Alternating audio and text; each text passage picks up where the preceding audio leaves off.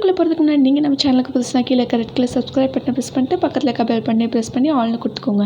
அப்போ தான் நான் போட்ட வீடியோஸ் எல்லாம் ஒன்றுக்கு நோட்டிஃபிகேஷன் வரும். என் வீடியோஸை நீங்கள் மிஸ் பண்ணாமல் பார்க்கலாம். இப்போ வீடியோக்குள்ளே போகலாம். இன்றைக்கி நம்ம டெய்லரிங் கிளாஸ் வீடியோவில் பார்க்க போகிறது வந்து செமி பட்டியாலா சல்வார். இது வந்து நான் ஒரு 3-4 வயசு குழந்தைக்காக ஸ்டிச் பண்ண போகிறேன். இது வந்து 2 கர்லி சல்வார். அதாவது நமக்கு கிளாத் நிறைய இருந்ததுன்னா 2 கர்லி வச்சு ஸ்டிச் பண்ணலாம்.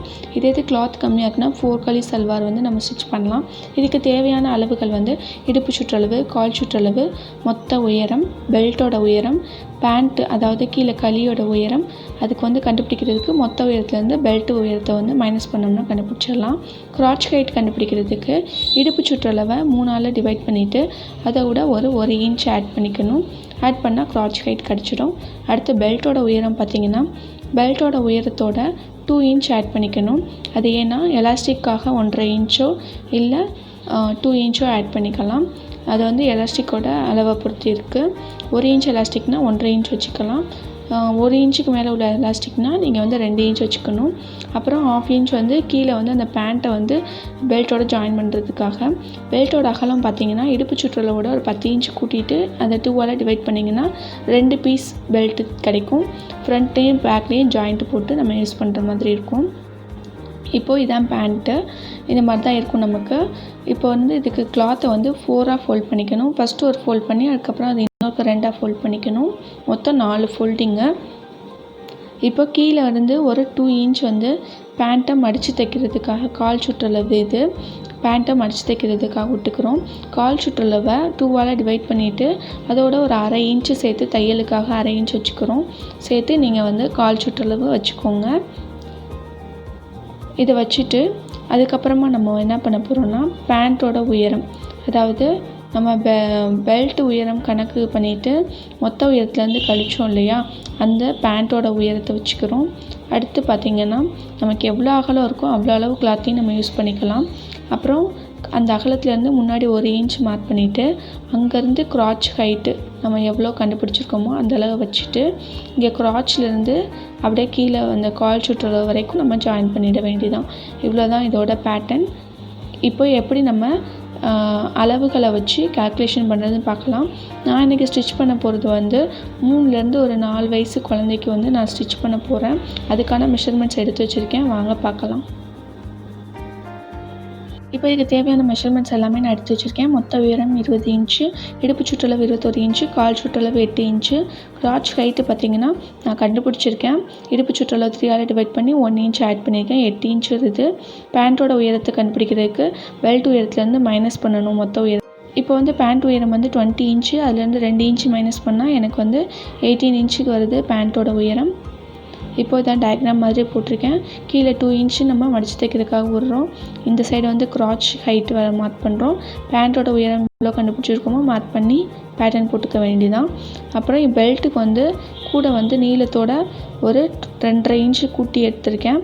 அப்புறம் அகலம் பார்த்திங்கன்னா இடுப்பு சுற்றளவோட 10 இன்ச்சு ஆட் பண்ணிவிட்டு அதை வந்து 2ஆல் டிவைட் பண்ணோம்னா எனக்கு வந்து 18 இன்ச்சு கிடைக்கிது. 2 பீஸ் பெல்ட் வேணும். 4.5 இன்ச் நீளத்துலேயும் 15 இன்ச் அகலத்துலேயும் நமக்கு 2 பீஸ் வேணும். கூட வந்து ஒரு 1/2 இன்ச் நீங்கள் எக்ஸ்ட்ரா ஆட் பண்ணிக்கலாம். அதாவது 15.5 இன்ச்சு. ஏன்னா ஃப்ரண்ட்லேயும் பேக்லேயும் நம்ம ஜாயிண்ட் பண்ணுவோம் இல்லையா, அதுக்காக தேவைப்படும் 1/2 இன்ச்சு. ஓகே, இதுதான் வந்து கால்குலேஷன்ஸ் படி நம்ம போட்டு நம்ம இனிமேல் கட்டிங் பண்ண போகிறோம். எப்படி கட்டிங் பண்ணுறதுன்னு நம்ம இப்போ பார்க்கலாம். இது வந்து ஒரு சாரீ கிளாத்தில் தான் நான் ஸ்டிச் பண்ண போகிறேன். கீழேருந்து ஒரு 2 இன்ச் வந்து நான் விட்டுருக்கேன் கீழே மடித்து தைக்கிறதுக்காக. அந்த 2 இன்ச் விட்டுட்டு இங்கேருந்து நான் பேண்ட்டோட ஹைட் மார்க் பண்ணியிருக்கேன். பேண்ட் ஹைட் நம்ம எவ்வளோ வந்து கண்டுபிடிச்சோமோ அந்த அளவை மார்க் பண்ணியிருக்கேன், 18 இன்ச்சு. இப்போ எவ்வளோ அகலம் எனக்கு இருக்கோ அவ்வளோ அகலத்தையுமே நான் விட்டுக்கிட்டேன். இது கிட்டத்தட்ட பார்த்திங்கன்னா 2 மீட்டர் கிளாத்து. எவ்வளோ அகலம் இருக்கோ அதை அப்படியே விட்டுட்டேன். இப்போது இதுக்கு இங்கேருந்து சைடுலேருந்து 1 இன்ச் நான் மார்க் பண்ணிக்கிறேன். மார்க் பண்ணிவிட்டு அதுக்கப்புறமா கிராச்சோட ஹைட் மார்க் பண்ணிக்கிறேன் 6.5 இன்ச்சு. கிராச்லேருந்து நான் ஸ்ட்ரைட்டாக லைன் ட்ரா பண்ணிக்கிட்டேன். இதை இப்போ கட் பண்ணி எடுத்துக்கலாம். அடுத்து பெல்ட்டு கட் பண்ணலாம் மேலே இருக்க கிளாத்தில். இப்போ பெல்ட்டோட நீளம் பார்த்திங்கன்னா நான் 15.5 இன்ச் வச்சுருக்கேன். 1/2 இன்ச்சு கூட சேர்த்து பேக்கு ஃப்ரண்ட்டு ஜாயின் போடுறதுக்காக விட்டுருக்கேன். இப்போ பார்த்திங்கன்னா பெல்ட்டோட ஹைட் வந்து 2 இன்ச்சு, மேலே வந்து 1.5 இன்ச் வந்து எலாஸ்டிக் ஜாயின் பண்ணுறதுக்காகவும், கீழே 1/2 இன்ச் வந்து நம்ம பேண்ட்டோட ஜாயின் பண்ணுறதுக்காகவும் சேர்த்து 2 இன்ச் எக்ஸ்ட்ரா வச்சுருக்கேன். மொத்தம் 4 இன்ச்சு. இப்போ இந்த மாதிரி தான் 2 களி இருக்குது. நம்ம இதை வந்து ப்ளீட்ஸ் வச்சுட்டு இதை சுருக்கி மேலே அந்த பெல்ட்டோட ஜாயின் பண்ணிக்க போகிறோம். கீழே அந்த கால் சுற்றல விட்டுருக்கதை மடித்து தைச்சிக்க போகிறோம். அவ்வளோதான் பட்டியாலா பேண்ட். ஃபஸ்ட் நம்ம பட்டியை ஸ்டிச் பண்ணிக்கலாம். ஃபஸ்ட்டு வந்து இப்போ 2 பீஸ் இருக்குது. இதில் ராங் சைடு வெளியே இருக்க மாதிரியும் நல்ல பக்கம் உள்ளே இருக்க மாதிரியும் வச்சுட்டு நம்ம ஜாயின் பண்ணிக்கலாம். ஒரு 1/2 இன்ச் இருக்க மாதிரி ஜாயின் பண்ணிக்கோங்க. இதே மாதிரி நம்ம இன்னொரு சைடும் ஜாயின் பண்ணிக்கலாம். இப்போ ஜாயின் பண்ணிவிட்டு இந்த பிசுரெல்லாம் தெரியாத மாதிரி நம்ம தைக்க போகிறோம். இந்த மாதிரி நல்லா நகத்தால் கீறி விட்டுக்கோங்க. 2 சைடும் மடித்து விட்டுட்டு இப்போ ஒரு சைடு மடித்து விட்டுட்டு ஸ்டிச் பண்ணிட்டே வாங்க. அப்புறம் இந்த மாதிரி டர்ன் பண்ணிவிட்டு திருப்பி இந்த சைடும் அந்த பிசுறு தெரியாத மாதிரி மடித்து ஸ்டிச் பண்ணிக்கோங்க. இது ஏற்கனவே நம்ம வந்து தோட்டி சல்வாரில் பெல்ட் எப்படி ஸ்டிச் பண்ணுறதுன்னு பார்த்துருந்தோம். அதே மாதிரி தான். இப்போ எலாஸ்டிக் உள்ளே விடுறதுக்காக மேலே எலாஸ்டிக் வைக்கிறதுக்காக நம்ம வந்து மடித்து தைச்சிக்க போகிறோம். ராங் சைடில் இப்போது 1 இன்ச் எலாஸ்டிக் நான் வைக்க போகிறேன். ஸோ நான் வந்து 1.5 இன்ச்சை ஃபஸ்ட்டு ஒரு 1/2 இன்ச் மடித்து அப்புறம் அதை 1 இன்ச்சாக மடித்து நான் வந்து ஸ்டிச் பண்ணிக்கிறேன். ஃபஸ்ட்டு சின்னதாக ஒரு ஃபோல்ட் பண்ணிவிட்டு அப்புறம் அதை இன்னொரு ஃபோல்ட் பண்ணி இந்த மாதிரி தைச்சிக்கோங்க. பெல்ட் வந்து நீங்கள் என்ன சைஸ்னாலும் வைக்கலாம். அந்த பெல்ட் சைஸ்க்கு ஏற்ற மாதிரி வந்து நீங்கள் வந்து பேண்ட்டோட அளவை கூட்டி குறைச்சிக்கணும். பட்டியாலா பேண்ட்டுக்கு மோஸ்ட்லி வந்து பெல்ட் சைஸ் வந்து சின்னதாக வச்சா தான் நல்லாயிருக்கும் பார்க்குறதுக்கு. நம்ம இதில் எலாஸ்டிக் வேறு வைக்கிறனால பெல்ட் சைஸ் ரொம்பவே சின்னதாக இருந்தால் தான் பார்க்க நல்லாயிருக்கும். அதனால தான் நான் சின்னதாக வச்சுருக்கேன். 1 இன்ச்சு கேப் இருக்கிற மாதிரி விட்டுக்கோங்க எலாஸ்டிக்கை உள்ளே விடுறதுக்காக. இப்போ நம்ம சென்டர் கட் பண்ணிக்கலாம்.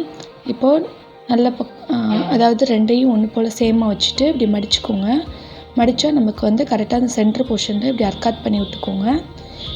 இப்படி அர்க்காட் பண்ணுறது போது நம்ம கீழே பேண்ட்டை வச்சு ப்ளீட்ஸ் வச்சு ஸ்டிச் பண்ணுறதுக்கு நமக்கு ஈஸியாக இருக்கும். சென்டர் அர்க்காட் பண்ணிட்டோன்னா இப்போ நம்ம பேண்ட்டை ஸ்டிச் பண்ணிக்கலாம்.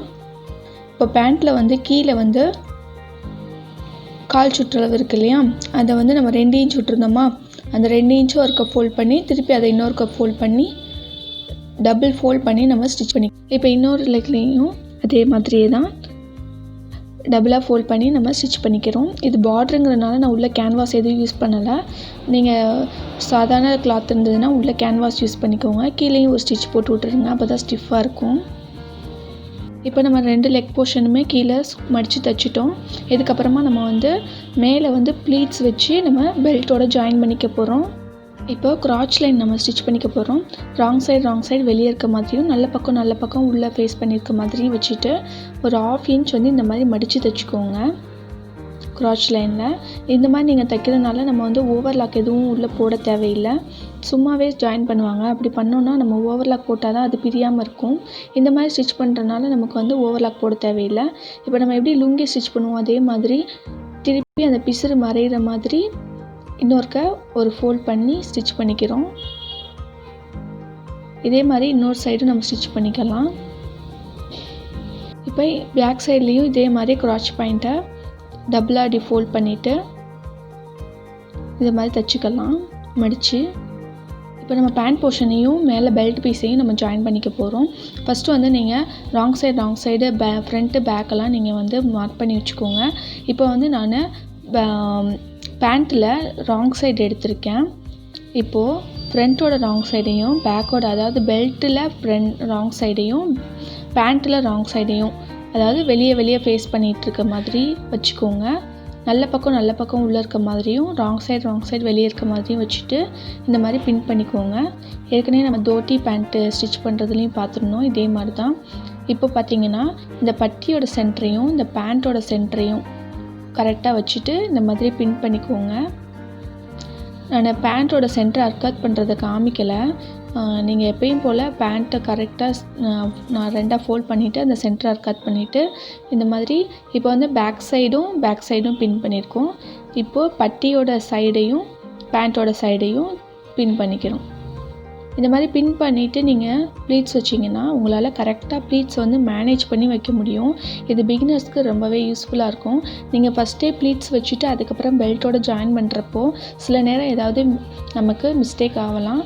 அதனால் இந்த மாதிரி பண்ணும்போது உங்களுக்கு ரொம்ப ஈஸியாக இருக்கும். இப்போ நமக்கு எக்ஸ்ட்ரா இருக்க கிளாத்தை தான் நம்ம ப்ளீட்ஸ் வச்சு நம்ம மேனேஜ் பண்ணிக்க போகிறோம். இப்போ ஃப்ரண்ட்டோட சென்டர்லேருந்து நான் ஸ்டிச் பண்ணிட்டு வரேன். கிராச் லைன்லேருந்து ஒரு 1 இன்ச் வந்து ஸ்டிச் பண்ணாமல் ப்ளீட்ஸ் எதுவும் வைக்காமல் வச்சுக்கோங்க. இப்போ வந்து நான் மிஷினை பார்த்த மாதிரி ப்ளீட்ஸ் வைக்க ஆரம்பிக்கிறேன். எப்போயுமே உங்கள் கிராச் லைனை பார்த்து ஸ்டிச் பண்ணணும். ஃப்ரண்ட்டில் உங்கள் கிராச் லைனை பார்த்த மாதிரி ப்ளீட்ஸ் வச்சுட்டே வாங்க. கரெக்டாக அந்த சென்டர் போர்ஷன் வர வரைக்கும் இந்த மாதிரியே ப்ளீட்ஸ் வச்சுட்டே வரணும். இப்போது அந்த பின்னை ரிமூவ் பண்ணிடலாம். சென்டர் போர்ஷன் நம்ம வந்தாச்சு. ரிமூவ் பண்ணிவிட்டு எப்பயும் போல் நம்ம மிஷினை பார்த்த மாதிரியே தான் ப்ளீட்ஸ் வச்சுக்கிட்டே வரோம்.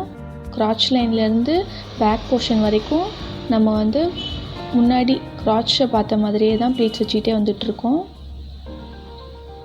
இப்போது கரெக்டாக அந்த பேக்குக்கு வர்ற மொத்தில் அங்கேயும் வந்து நீங்கள் ஒரு 1 இன்ச் வந்து ப்ளீட்ஸ் வைக்காமல் விட்டுக்கோங்க. அதுக்கேற்ற மாதிரி ப்ளீட்ஸை மேனேஜ் பண்ணி வச்சுக்கோங்க. இப்போ பாருங்கள் 1 இன்ச் நான் கேப் விட்ருக்கேன். திருப்பி அந்த சைடு நம்ம ஸ்டிச் பண்ணும்போதும் அதே 1 இன்ச் நான் கேப் விட்டுட்டு அதுக்கப்புறமா தான் ப்ளீட்ஸ் வைக்க ஆரம்பிக்கிறேன். இந்த தடவை ப்ளீட்ஸ் எப்படி வைக்கணும்னா நம்மளை ஃபேஸ் பண்ண மாதிரி நம்ம சைடு திரும்பி இருக்க மாதிரி ப்ளீட்ஸ் வச்சுக்கிறேன். உங்களுக்கு பார்த்தாலே டிஃப்ரென்ஸ் நல்லா தெரியும். இப்போ நான் ப்ளீட்ஸ் வைக்கிறது வந்து என்னை பார்த்த மாதிரி நான் ப்ளீட்ஸ் வச்சிட்ருக்கேன். இப்போது இந்த பேக் சைட்லேருந்து நம்ம அந்த ஃப்ரண்ட்டு கிராச் லைன் வரைக்குமே நம்ம வந்து எப்படி வைக்கணும்னா ப்ளீட்ஸ் வந்து நம்மளை ஃபேஸ் பண்ண மாதிரியே தான் வச்சுட்டு வரணும். இப்போ சென்டர்கிட்ட வரும்போது நம்ம இந்த மாதிரி ப்ளீட்ஸை மேனேஜ் பண்ணிக்கோங்க. இந்த மாதிரி வைக்கும்போது நம்ம மேனேஜ் பண்ணி ப்ளீட்ஸை வைக்கலாம். நமக்கு எவ்வளோ கிளாத் இருக்கோ அதுக்கேற்ற மாதிரி. நம்ம தனியாக வந்து ஸ்டிச் பண்ணிவிட்டு ஜாயின் பண்ணும்போது ரொம்ப கஷ்டமாக இருக்கும். கூட குறையாக இருக்கிற மாதிரி இருக்கும். நம்ம ப்ளீட்ஸை பிரித்து விடணும், அந்த மாதிரி இதெல்லாம் வரும். இப்போ நம்ம ஃபுல்லாக ஸ்டிச் பண்ணியாச்சு. நான் திருப்பி அந்த இதுலேயே இன்னொருக்க வந்து ஸ்டிச் போட்டு விட்டுக்கிறேன். அப்போ தான் வந்து ப்ளீட்ஸ் வந்து நமக்கு வேகமாக பிரிஞ்சு போகாது. அதனால் நான் திருப்பி வந்து ஒரு ஸ்டிச் போட்டு விட்டுக்கிறேன். நீங்கள் இந்த ஸ்டிச் போடுறதுக்கு முன்னாடி நம்ம ஃபுல்லாக கரெக்டாக தான் ஸ்டிச் பண்ணியிருக்கோமான்னு பார்த்துக்கோங்க. அடியில் எந்த கிளாத்தும் சிக்காத மாதிரி நீங்கள் வந்து ஸ்டிச் பண்ணணும். பிகினர்ஸ் அந்த மிஸ்டேக் தான் பண்ணுவாங்க. கிளாத் எதுவும் அடியில் சிக்காத மாதிரி பார்த்துக்கோங்க. இப்போது நம்ம பெல்ட்டோட ஜாயின் பண்ணியாச்சு. இதுக்கப்புறமா நம்ம என்ன பண்ணணும்னா கீழே வந்து லெக் போர்ஷனில் வந்து ஜாயின் பண்ணிக்கலாம். இப்போது நான் ராங் சைடில் வச்சுக்கிட்டு இப்போ கீழே லெக் போர்ஷன் வந்து நம்ம ஜாயின் பண்ணிக்கலாம். இப்போ கீழே லெக் போர்ஷன்லேருந்து மேலே கிராச் லைன் வரைக்கும் நீங்கள் வந்து சைடில் வந்து ஒரு 1 இன்ச்சு கேப் இருக்கிற மாதிரி பார்த்துக்கோங்க. இப்படியே நம்ம மேலே வரைக்கும் கிராச் லைன் வரைக்கும் ஸ்டிச் பண்ணிகிட்டே போகிறோம். 1 இன்ச்சு சைடில் கேப் இருக்க மாதிரி பார்த்துக்கோங்க. இப்போ பாருங்கள் கிராச் லைன் கிட்டே வந்தாச்சு. 2 கிராச்சையும் சேர்த்து பிடிச்சிக்கோங்க கரெக்டாக. இப்போ கிராச் லைன்லேருந்து மறுபடியும் நம்ம டர்ன் ஆகி அந்த லெக் போர்ஷன்கிட்ட போயிட்டோம். இப்போ 2 கிளாத்தையும் இப்படியே ஜாயின் பண்ணி வச்சுட்டே வந்து கீழே இந்த லெக் போர்ஷன் வரைக்கும் நம்ம ஸ்டிச் பண்ணி முடிச்சிடலாம்.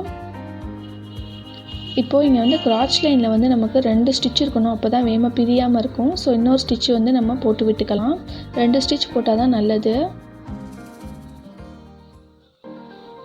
இப்போ நான் எலாஸ்டிக்கை நான் வந்து சேஃப்டி பின் மூலமாக உள்ளே இன்சர்ட் பண்ணிட்டேன். எலாஸ்டிக் எதுவும் பெறலாமல் இந்த மாதிரி 2ஐயும் சேர்த்து வச்சுட்டு பெரண்டாமல் பார்த்துக்கோங்க. சேர்த்து வச்சுட்டு இந்த மாதிரி நல்லா ரஃப் அடிச்சுக்கோங்க. ரஃப் அடிச்சுட்டு நம்ம இதை வந்து உள்ளே விட்டுடலாம். இப்போ நான் ரஃப் அடிச்சுட்டு உள்ளே விட்டுட்டேன். உள்ளே விட்டுட்டு நம்ம இந்த ஏற்கனவே நம்ம வந்து 1 இன்ச் கேப் விட்டுருந்தோம் இல்லையா எலாஸ்டிக் விடுறதுக்காக, அதை க்ளோஸ் பண்ணிக்கலாம். இப்போ நான் அதை க்ளோஸ் பண்ணிட்டேன். இதுக்கப்புறமா எலாஸ்டிக்கை எல்லா சைடும் ஒன்று போல் இருக்க மாதிரி இந்த மாதிரி நல்லா எடுத்து விட்டுக்கோங்க. நல்லா இழுத்திங்கன்னா ஒன்று போல் வந்துடும். அதுக்கப்புறமா நம்ம இந்த மாதிரி எலாஸ்டிக் மேலேயே ஒரு ஸ்டிச் போடணும். இந்த மாதிரி இழுத்து ஸ்டிச் பண்ணுங்கள். எல்லா மிஷின்லேயுமே இந்த ஸ்டிச்சு விழும். நம்ம டேரெக்டாக எலாஸ்டிக் மேலே தைச்சா தான் விழுகாது. இந்த மாதிரி கிளாத் மேலே தைக்கும்போது நமக்கு வந்து நல்ல ஒன்று போல் வந்து எலாஸ்டிக் வரும். அந்த உள்ளே இருக்க எலாஸ்டிக் வந்து பெறலாமையும் இருக்கும். ஸோ இந்த மெத்தட் ட்ரை பண்ணி பாருங்கள். இப்போ பாருங்கள் எலாஸ்டிக் வந்து நமக்கு ஒன்று போல் இருக்குது. இது மாதிரி தான் ஸ்டிச் பண்ணணும். ஓகே ஃப்ரெண்ட்ஸ், இந்த வீடியோ உங்களுக்கு ரொம்பவே யூஸ்ஃபுல்லாக இருந்திருக்கும்னு நினைக்கிறேன். கொஞ்சம் டைம்லேயே நம்ம ஒரு அழகான பட்டியாலா பேண்ட்டு கிட்ஸ்க்கு வந்து ரெடி பண்ணிட்டோம். இந்த வீடியோ உங்களுக்கு பிடிச்சிருந்தா மறக்காமல் லைக் பண்ணுங்கள். உங்கள் ஃப்ரெண்ட்ஸ் சர்க்கிளில் டைலரிங் தெரிஞ்சுக்கணும்னு நினைக்கிறவங்கள்ட்ட இந்த வீடியோவை ஷேர் பண்ணுங்கள். ஓகே ஃப்ரெண்ட்ஸ், தேங்க்ஸ் ஃபார் வாட்சிங் this video. Meet you in the next video. Bye bye.